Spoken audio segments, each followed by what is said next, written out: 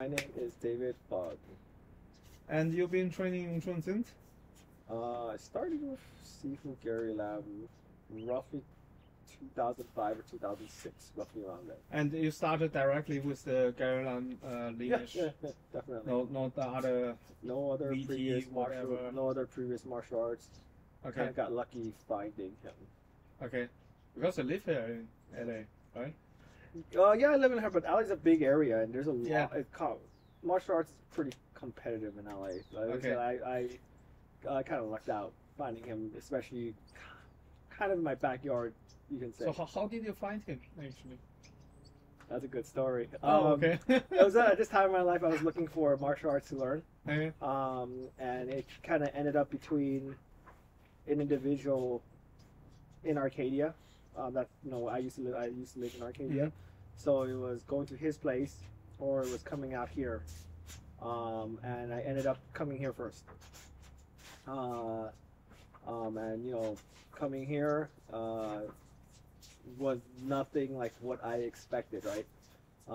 I thought there's gonna be a full-on kind of like a school kind of setting with a bunch of students together. But the first thing when I got here was Backyard. Yeah, right here, like outside in front of His house. his house. Yeah. I called him because I was thinking, where's the school? Yeah. It's just a house, and he goes, wait, let me come out. And you see this guy just comes out in front of his house, and he's like, my name's Sifu Gary Lam. Are you want to learn Wing Chun? I'm like, yeah, I'm interested. And he says, oh, just come back here. We started from there. It was a very surreal kind of experience because everything that you thought of how to train certain things, Like Kung Fu in movies? No, it's just like I came from a background of athletics in general, so so what happens is I'm used to kind of going to a more centralized spot and you see a bunch of people doing their things. You have like instructors doing things with the students, what they need to work on, and this environment here was completely different than what I was used to. There is a structure here, but it's a structure that is very informal, and I think for most of them, it's quite abstract. So it makes it very difficult in the beginning to kind of understand what's going on. But once you get into it, then you kind of start and you pay attention. You start noticing it's a different way of working the same thing essentially. Yeah. Okay, cool. So you have been training also with the other lineage, Gary Lam. Other Wing Chun lineage would come here and try our Wing Chun style. So you have touch hands with the other Wing Chun style also. Yeah. I think one of the good things, I came at a good pivotal moment in Wing Chun, at least for the school, when it was just primarily the backyard. We didn't have the school yet. And it was nice because you had a lot of people that was interested in what was Gary Lam Wing Chun about, and a lot of these other Wing Chun lineages came over, and I don't want to say test or anything like that, but they would definitely just kind of see like what's the difference, right? And it was nothing to judge what's better, what's worse, but like my thing with Sifu when a lot of these different layers came forward was not to beat them or anything like that, but to show them like, okay, this is what Wing Chun is, right? And it might be very different from the Wing Chun that you're used to. Yeah. But that's okay. If you want to learn, like, we can show you this. And we've pretty much kept it the same. Still right now today in 2024. 2024 already. Yeah, oh shit. 2024. That's the thing. Yeah. So what do you like the most about the Gary Lam lineage Wing Chun then, if you compare to the other Wing Chun style? I think there's a lot of differences. It's not just one specific thing, right? And these are pieces that I'll explain that makes up the whole. What I mean by these pieces by itself essentially are not that special.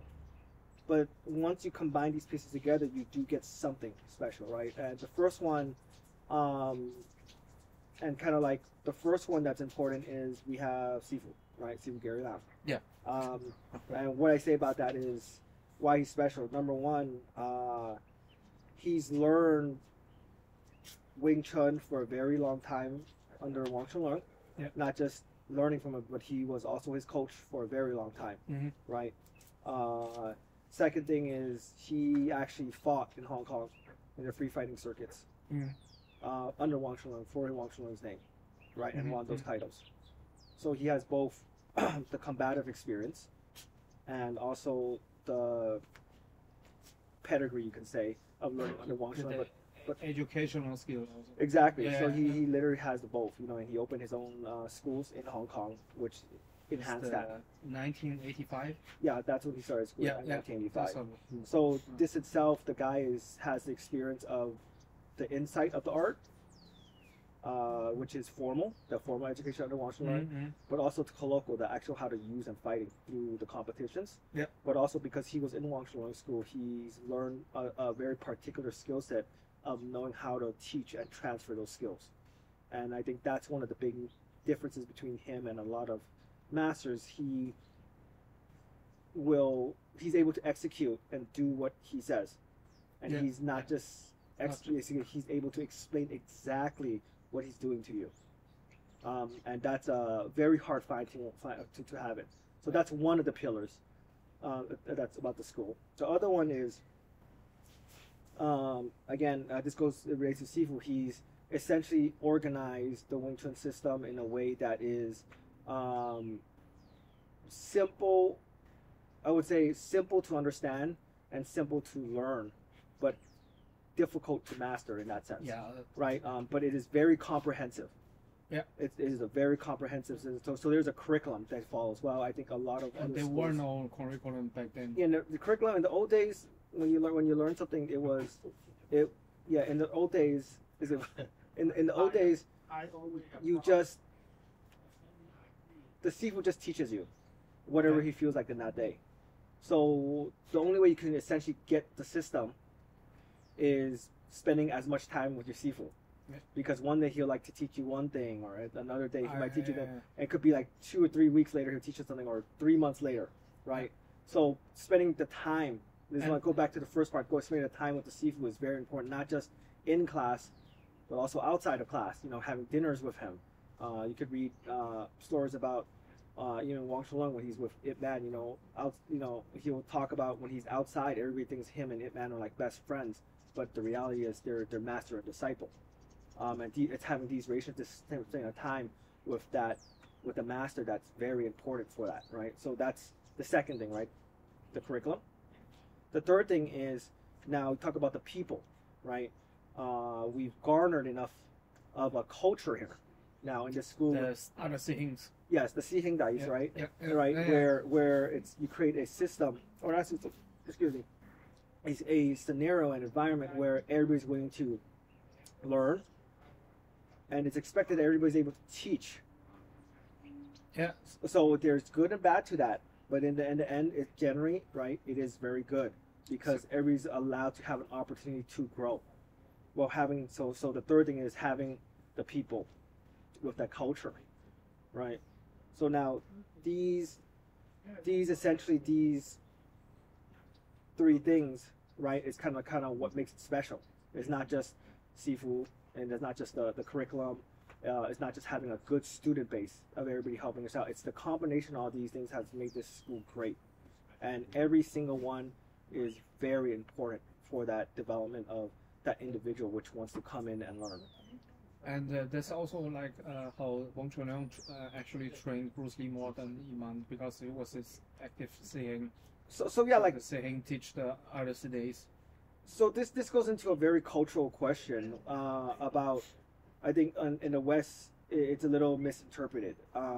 In the East there's something called filial piety, and what that means is essentially, just to cut it short, it goes into a lot of details, paying respects to your parents or to your elders, right? And Sifu in Chinese means, your teacher that's like your dad, your father. So he essentially is your father, right? Your second dad.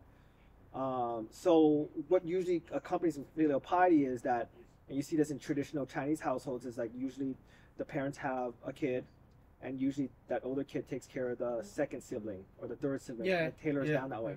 And in martial arts, it's the same way. Usually, the Sifu teaches probably a core students, a core set of senior students, or eventually will become senior students. Typically 4 to 8 or so, right? Something around that range. And usually they teach everybody else. And from there's going to be a second generation, right, of seniors, and those teach. So it becomes kind of like a pyramid going down. But it takes a long time. And it takes a long time, right? So, and everybody comes from. That's why you look at where Sifu comes. If he comes from like a more earlier era, at different things. Every era brings upon a different skill set and different specialty, and none of you can say one is better than the other. But what you do see is a thing where, you know, you have this teaching environment from the seniors coming down where you can test the congruency to see, you know what, if I'm like the first generation under this ex-Sifu, by the 8th generation, like, is that information is intact? Yeah. And how intact was this? And depending on how it is, well, that's now you're accountable for that, because you're on top, because you're supposed to be teaching the guys and keeping in check with guys moving down in that ladder. And I think this is the hard part. I think I see a conflict in the Western societies where they expect Sifu to handhold you every single part of the time. And a lot of times, especially in Chinese martial arts, I think in life itself, it's like you can only be handheld so many times or so much.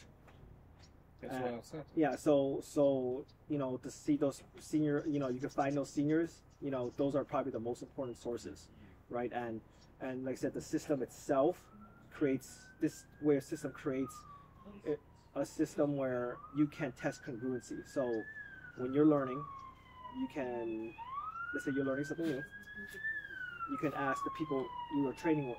Oh, you can wait for that. Wait. Right? So you can test congruency, which is, in a system like this, the first level of congruency is, well, you ask the questions to your peers that are learning the same thing, right? Second, you can ask your seniors above that's done it. Then the third, you can ask the Sifu. So now you have 3 layers of congruency that can help you, as long as you're willing to ask. And that learning is up to that individual. In no way in Chinese martial arts says that the Sifu is able to teach you everything in that sense. It's more of the Sifu will teach everything he knows, but it's up to the student to learn it. And in this system and what we're talking about, it's not a service or something. It's not a service. That's kind of expected from the coaches now, because you're paying like a gym membership, and then the personal coach is trying to handhold you, to help you to lift the weight, stuff like that. You mean? Yeah. Right? So with a lot of my students, like I ask them, because I get a lot of students that want the hand holding, and I'm like, do you want to learn the Kung Fu, or do you want to work out for me? Because it's very different. Yeah. Right. If you want to work out, like, I prefer you not to.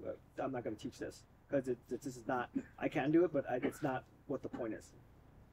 So I think that's hard to explain that to an individual, especially if they're paying, because they have a certain expectation. Yeah. Right. But they have to think about it. If you're trying to learn from somebody that knows something more than you, and you're instructing them, Tom, this is what you need to teach me. Like, how is that possible? Like, the reason why you're in that situation is because you do know less. And if you do know less, how do you instruct that person that knows more than you to teach you something?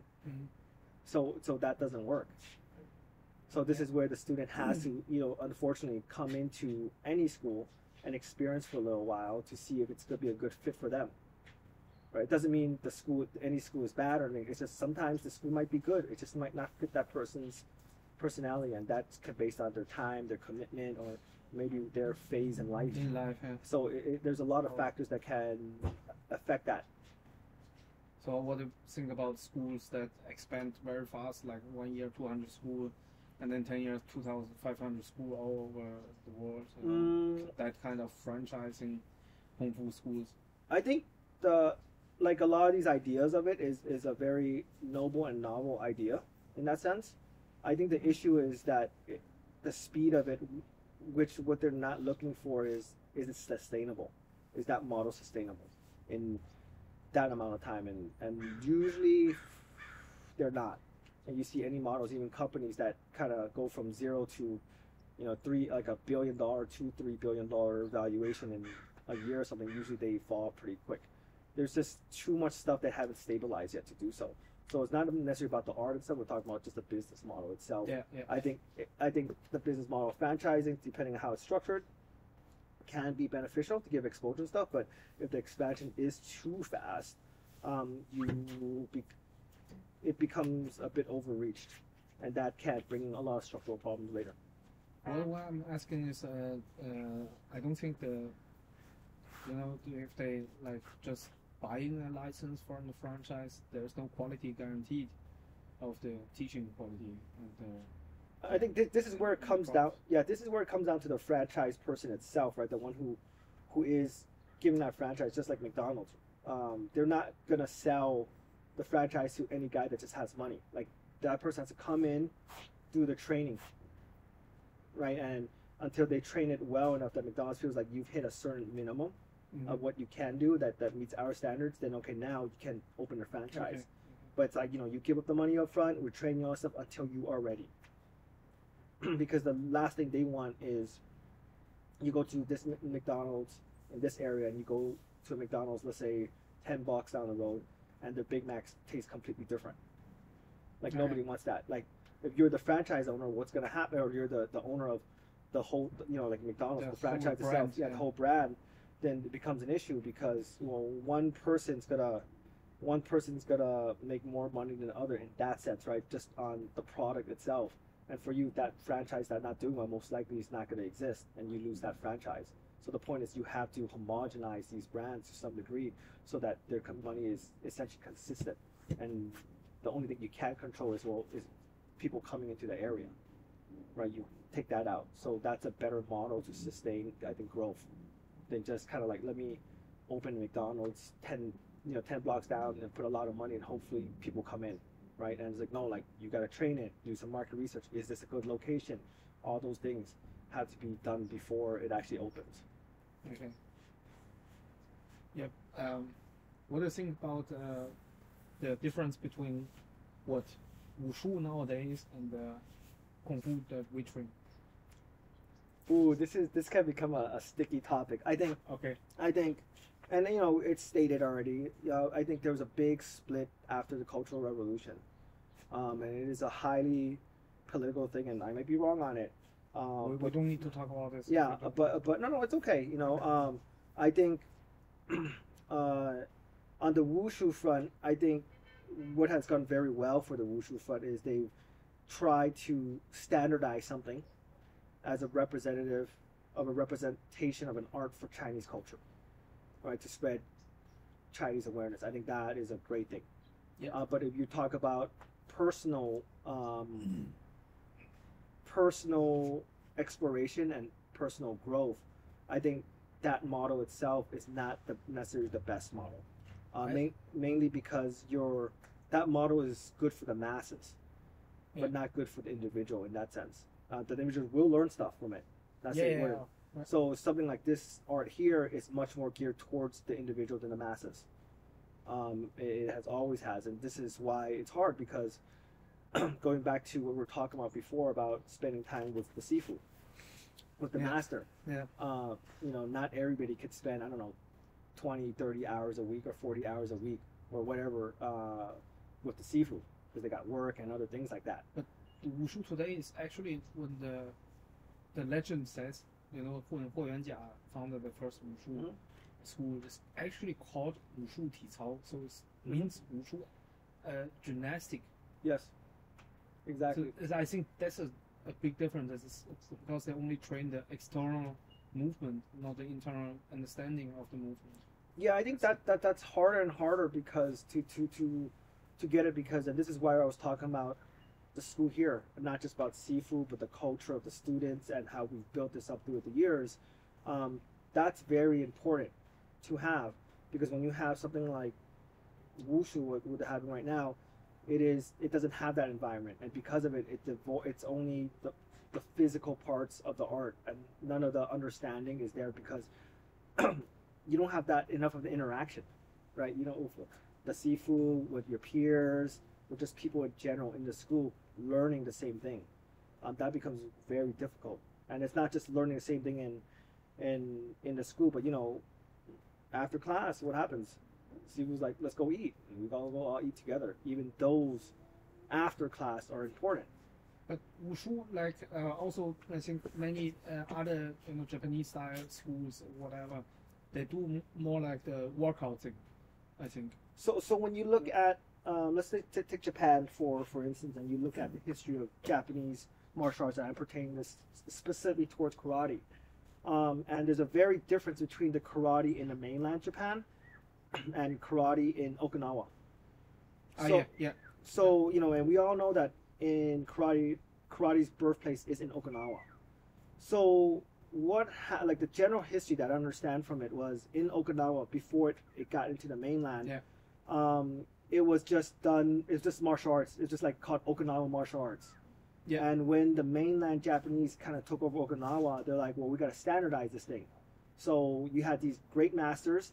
Suddenly they say, you know what, like mine is Shotokan, because you know what, the street says Shotokan or something. And this guy's like, you know what, this is the city, the city Okinawa, like California, like, you know, Wing Chun or blah blah blah.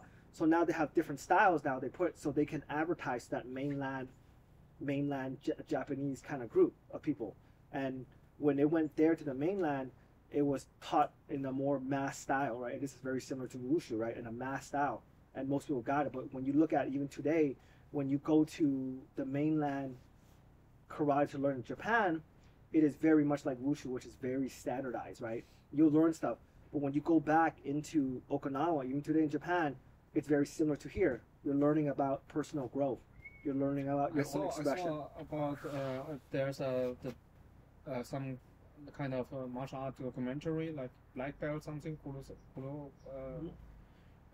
and then they also, the mainland instructors went to Okinawa, and they were like shocked how different it was in Okinawa and how they teach the original karate style. Yeah. And then you have now the mainland Japanese style between those and the European and the Western. Exactly. There's another level of personal growth. Distance, exactly. So from the original.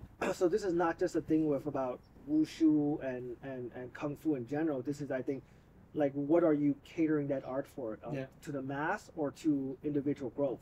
Also, the belt system didn't exist. The belt system never existed. The yellow belt, orange belt, all the rainbow. Yeah, it's a great system. I think it's a great way to send the masses to learn about the art and give awareness to the art. That's what's good, right? But to excel in the art, then it's not really that useful. I think that's a one way to motivate the person to keep him going. Exactly. Maybe he gave up after 1 year, 2 years. Well, I think the point was to get the masses to come in, so they want to learn the art, and if they're really interested, that they kind of go back into its roots, which is going back to Okinawa and learning more about that personal growth and that personal expression and that personal adaptation of the art, like using the art instead of being a slave to it. Yeah, that's what I want to say. Okay, I have no questions now. Thank you.